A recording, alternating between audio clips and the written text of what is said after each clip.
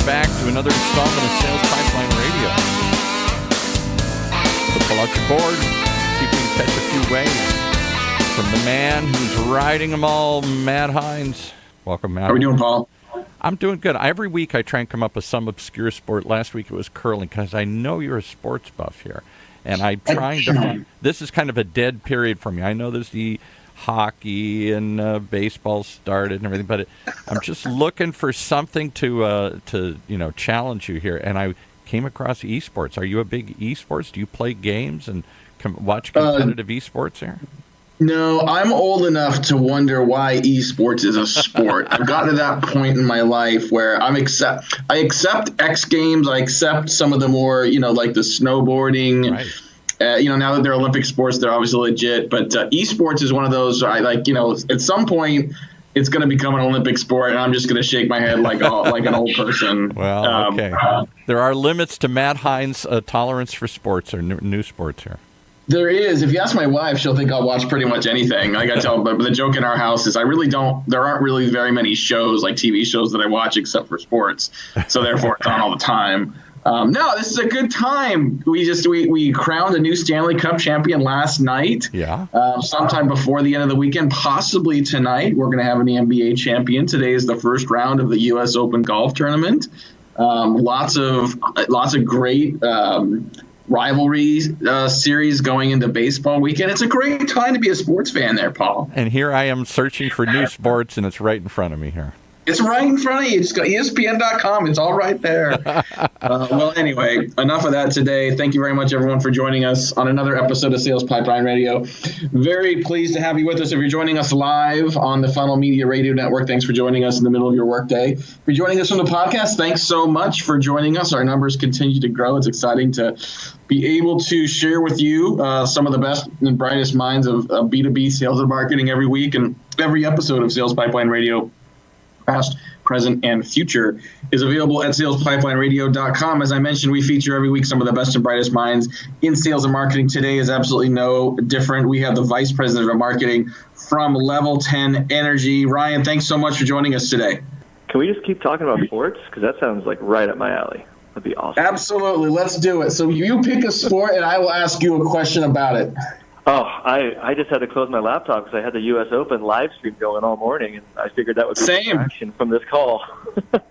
Yeah, no, I had a Skype, or I had not a Skype call. I had a Zoom call right before this, and I couldn't hear the person on the other line, and I assume it's because I'm in a hotel in Boston, and so I assumed it was because of my limited bandwidth. So I had to choose prospect call or U.S. Open. And that was a tough call. I had to think about, do I want to hang up on the prospect, or should I just close down my video feed for a while? And so I'm a little behind. I don't know how things are going right now. And this is a live show, but most people are hearing a recording. So it sounds like you were a golf fan? I am.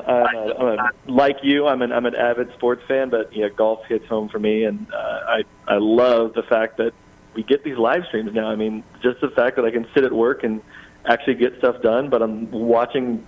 They had 2 or 3 feeds going live. You could choose. I mean, it's kind of incredible. It's pretty amazing. I mean, I think about, I don't know how old you are. When I was growing up, there was the TV, and then this is where, this is my version of running, up the hill in the snow both ways going to school. I tell our kids all the time, it used to be you had to, there was a time you had to sit down and watch a television show. You had a specific time you had to watch it, and you had choices of maybe 3 shows at a time. And if you wanted to watch the other show, you had to get up, go to the television, turn a knob, go to the other channel. My kids look at me like I'm from Mars when I describe this foreign, ancient world to them. And so you're right. Now, with the Masters and with the U.S. Open, you can watch a featured group. You can watch the practice tee. You can watch specific iconic holes. You can watch them all at once. You can watch them later tonight. It's pretty amazing. It's amazing, and it sounds like we might be similar ages here, because I can identify with everything you just described. Well, yes, Paul wants to contribute. We might not talk about sales at all today. We'll find out. But Paul, what do you got? I just want to let you know that I'm streaming the live World Curling Championship right now here on I'm watching curling. I don't know if June, I would be surprised. Is there really live World Curling? I thought you were going to give away a World Cup score there for a second. That's a whole other one, Paul. You're missing the Women's World Cup. Oh, I am. I'll keep searching while you're talking here. I mean, the women's U.S. team apparently is scoring touchdowns, not goals, in their games. It's pretty amazing. Yeah, no, we live in a pretty amazing world. And here's my attempt at a transition. All that innovation we see and the complexity and the channels. I mean, we see that obviously in media. We see that in sports. And we see that in marketing now too, Ryan. I mean, I think, think about, if you and I are similar ages, I think it sounds like we both came up and came of age in a very different world for marketing and very different world for PR. I mean, when I came out of school, University of Washington in the late 90s, I was at a PR agency, and it was smiling and dialing with reporters. It was press releases. It was media tours. And I don't know how much of that still exists, but it feels like an ancient time. And, neither of us are that old, quite honestly, but so much just even in the last 20 years, it seems like it's changed quite a bit. Talk about a little bit, if you wouldn't mind, like, what do you see that have been some of the biggest changes in marketing in the last 20 years? Yeah, I mean, absolutely. I like you, used to man the fax machine at the PR agency I worked at with Edelman, and used to do all that kind of fun stuff. And, just listening to, I think it was one of the ad reads coming into the podcast from HubSpot, think about one of the most innovative things they did at the top of the funnel was the website grader, right? That everyone used was building their own websites for mom and pops, and they would give you this score, and it was, instant demand gen, right? And it was one of the things that we used to talk about all the time about, like, how innovative was that? And of course, it's been eclipsed and copied 100 times over. I constantly think about, all these innovations have been copied. Rarely do I see or do we see a true new channel emerge that no one has thought of, that is just, skyrocketing and someone's getting all the leads. It feels like we're at that saturation point. It's one of the reasons why I'm really invested in brand. I think brand has kind of come back full circle, where you can't ignore those channels. You have to kind of participate in those things, and you better be really good at them, because if you're average, you're not going to get any of the mind share. But more than anything else, brand is kind of coming back to the top for me, where my previous company before LevelTen was Bluecore, a startup out of New York, and when I joined, there was probably 500 competitors in that space. There's probably 5,000 if you look at the Lumascape now. If your brand doesn't stand for something, that may be the differentiator. There's a lot of ways to do personalization these days. Someone's going to go with the one they know, the brand that they know, and that stands for something that they align with. So, there's been a lot of change, that's for sure. So you think it sounds, I mean, what you were saying, and I completely agree with you, it sounds counterintuitive. Like, we have way more channels, right? And so there's way more channels in every channel. Like, you think about just not TV is a channel, but TV has a million channels where it used to have like 3 or 4. And online used to be thought of as a channel, but now online means a lot of different things. So there's a lot of different ways to get your message out there. And yet you're right. It seems like we are inundated with more messages than ever. It seems like our channels are noisier than ever. And so therefore, what a lot of companies have thought of as, their demand generation marketing efforts, and from a sales pipeline standpoint, we think about generating leads for the sales team. If we think we're just going to send an email Tuesday at 10 o'clock and think that that's going to do the job, we're kidding ourselves. And so I think, to your point, this is part of the reason I wanted to have you on the show today is to talk about that balance between brand and demand, to talk about the intersection of brand and demand, and how important I think brand has always been, quite frankly, to driving good demand, but how more and more marketers, more and more companies today are realizing that needs to be a defined and a measured and a prominent part of their marketing mix. I'd be curious to list, I mean, you've been at LevelTen now for almost 2 years. Like, how are you guys thinking about that balance that is investing in the brand, but also feeding a sales organization and driving some revenue responsibility? Yeah, absolutely. I think the last piece you said kind of hits home. When I was 2 jobs ago working at Microsoft, doing a bunch of work for Xbox and Surface, brand was a healthy line item with a big, healthy budget behind it, and that made a ton of sense as we were trying to go after these consumers. Current job and one before, these are venture-backed startups, so revenue goals for the year, they kind of drive all decisions, and they really should. Because if you aren't hitting those revenue goals, you may not have a future. So I tend to look at brand is going to be an output of demand generation for any early stage startup. There isn't, at least I haven't seen a lot of appetite or interest in, taking a healthy chunk of my annual budget and going to buy billboards up and down 280 or 101. That's not going to move the needle for us in terms of, how am I going to get leads in front of my account execs and give them great opportunities. So for us, it's saying, okay, let's really focus on the demand generation, but the brand, and I'm using air quotes, realizing nobody can see it, the brand has to be a byproduct of that. So it's, what does it look like? What are the messages you're actually saying, and how are you saying them? Really has to be pushed through those demand generation efforts, whether that's an email campaign or a piece of content. Those channel efforts have to reflect what it is you're saying that your company is going to stand for, right? LevelTen Energy is entering the energy space, which is pretty old school, right? This has been dominated by 100-year-old companies as they try to make lots of transitions from fossil fuels into clean tech. And we have a real opportunity to say, hey, we think this place needs a lot of data and a lot of technology to help it scale. So we're seen as kind of a disruptive young company. Well, that should be reflective in the things we do. We shouldn't talk and act like a 100-year-old company. We shouldn't talk and act like a company that's 3 years old and growing year over year, super fast. That's where I kind of see that the brand has to align with demand gen in that way. So I think there's a tension between sometimes brand and demand. There's also sometimes in companies the tension between what's needed long term to build a brand and to ultimately support pipeline growth and inbound interest from your target accounts, but also what someone last week described to me as the crack of transactional marketing, which is the, hey, we need leads now. Hey, how can we invest in something that isn't going to generate, impact right away if we need to generate logos right now to get to the next round of funding?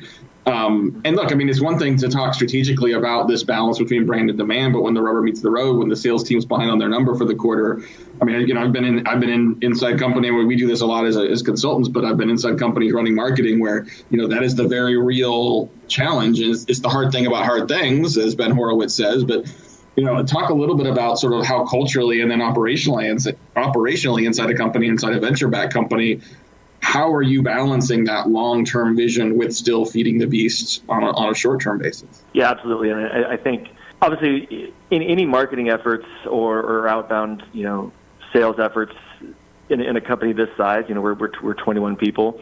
It's likely all hands on deck, and there's a lot of eyes on this. You're not getting lost in the shuffle. If we run a webinar, everybody's involved, and so the success of that is kind of very apparent. People want to know, hey, is this successful? So there's almost not an opportunity to get lost thinking too long term about big, broad campaigns that aren't going to have true ROI driving those near-term results, because everybody is chomping at the bit. We are in a planning cycle. We might have 12-month plans, but really we're in a quarterly planning cycle. And we need to have the ability, because we're small, to turn on a dime and do something different, or if an opportunity presents itself, we can go after it. And that's why we want to keep these tight planning cycles. I don't want to be married to a long-term marketing objective that's a year out or 3 years out just because we wrote it down on paper and said, that's what we're going to go hit.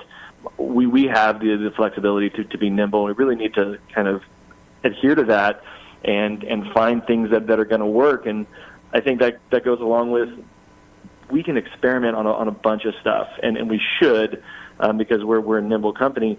We should also figure out if something's not working and ditch it really fast. There's just absolutely no reason to keep banging our heads against the wall if we had a good idea and it's not producing leads or new opportunities for AEs or what have you, whatever the metric is.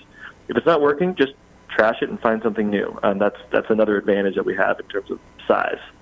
Well, I think, you bring up a lot of good points here just in terms of, the investment in brand early on. It does. I mean, look, this doesn't have to be, let's buy a bunch of, billboards on the side of a highway, but sometimes brand is just having a good message and a consistent message, having a message that is appropriate for the market, having a message that is consistent across your channels. That's something that I think, not a lot of early stage companies really prioritize. They want to be agile. They want to be scrappy. They want to move quickly. But then you end up with a bunch of disjointed campaigns that don't look the same, that have different messages. Sales is saying one thing, marketing is saying the other.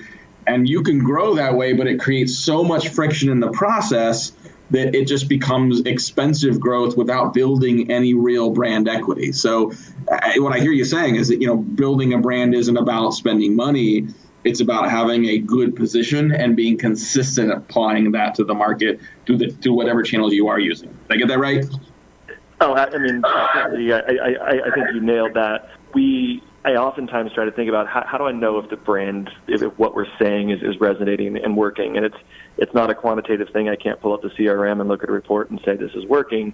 It's the comment that comes back from a conference where, my CEO says, so-and-so walked up to me and said X, or it's the feedback from a customer who came in and said, hey, I've been watching you guys for a year. I kind of knew a year ago we wanted to work with you because you were doing these types of things in the market. Those are the things you kind of grab onto and you say, aha, we're kind of working here. But it also, I think, and I've experienced this, as we grow as a company, we build more products, we build more features, we go into different markets, we expand, and as we add headcount. We go from 20 people to 40 people, and pretty quick you have to be cognizant to go back and do that check, right? Is what we stand for still kind of uniform through the company, or have we lost our way? We did this at Bluecore, where I would literally go talk to people and say, hey, tell me what Bluecore does. And if you're asking 10 people and you get 10 different answers, you've kind of grown out of that, and you have to actually run a program with your exec leadership team and kind of roll it out to the rest of the company to say, hey, we've gotten really far away from what our vision is, or our vision has changed.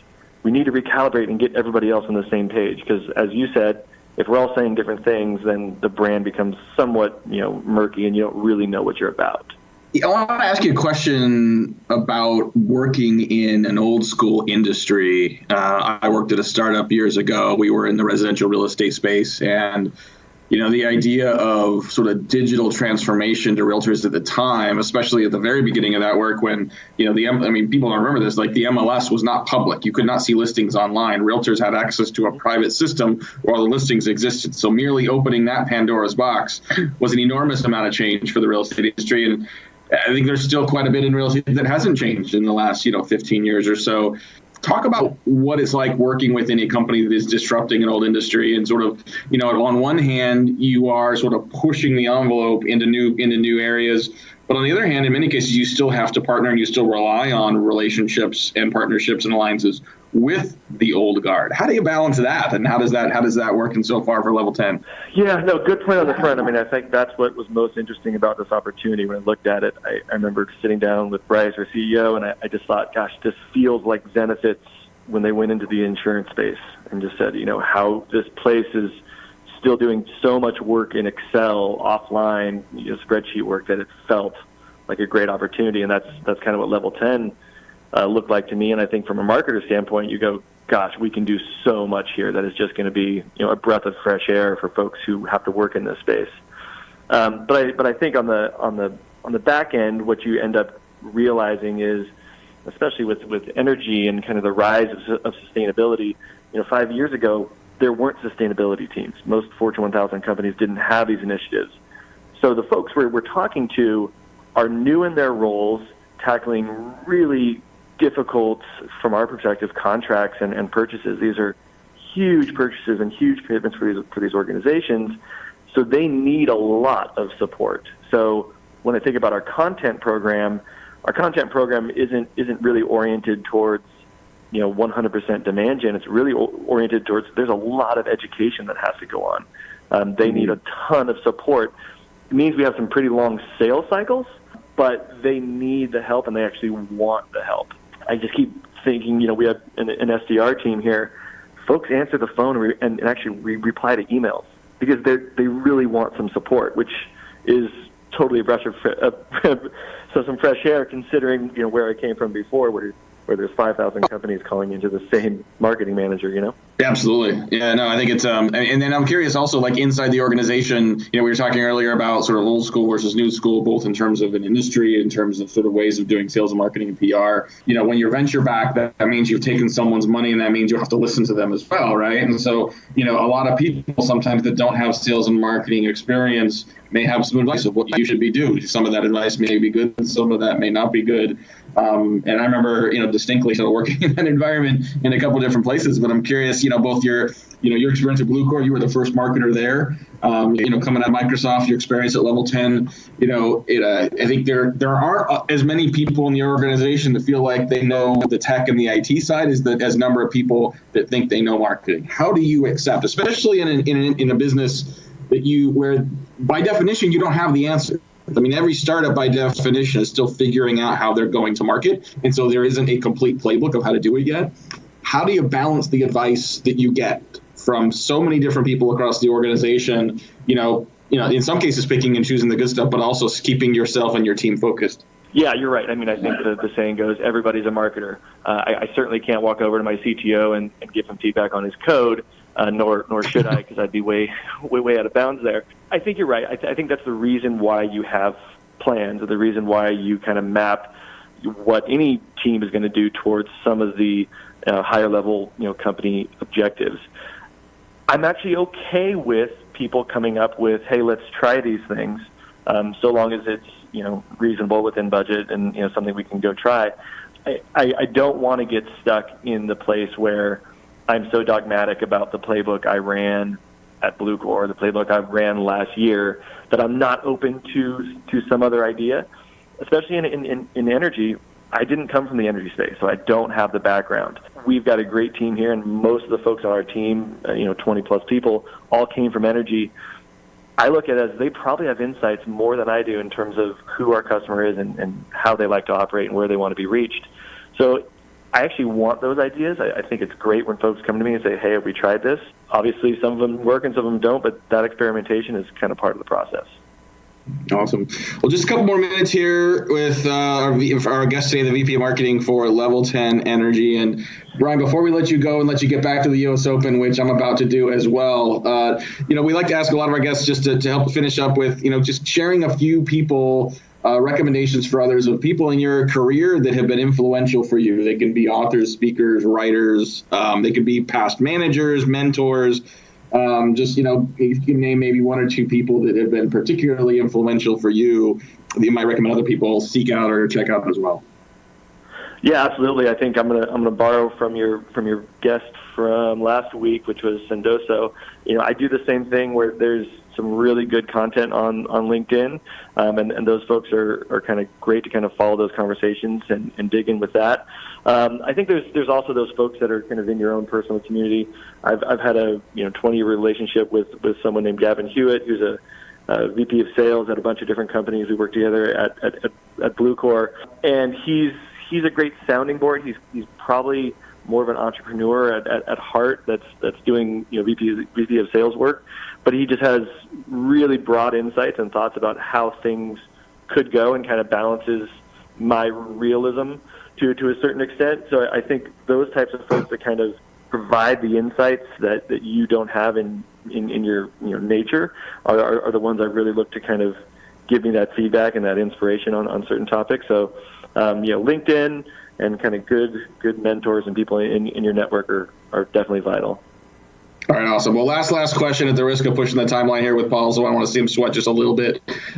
You're a sports fan. What if you could pick one sporting event in a 12-month period to go to? Which sporting event are you going to go to, and why? The Masters, without a doubt.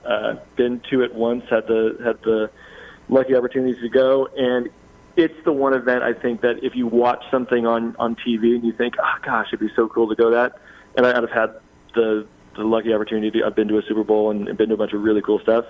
The Masters is the one event that delivers far and beyond what you see on TV. You're just looking at this amazing playground for golf, and you're going, that would be really cool. And then you get there, like, this is so much better than it looks like on TV. So definitely looking forward to the Masters. Do you have tickets for me?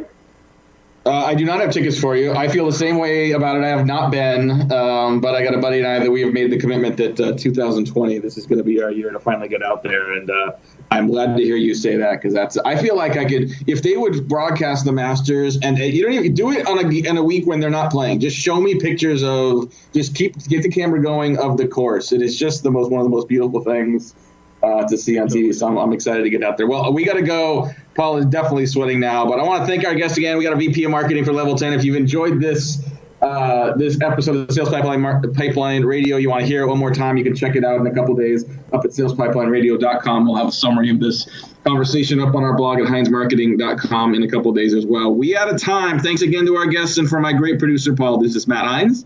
You've joined us for another episode of Sales Pipeline Radio.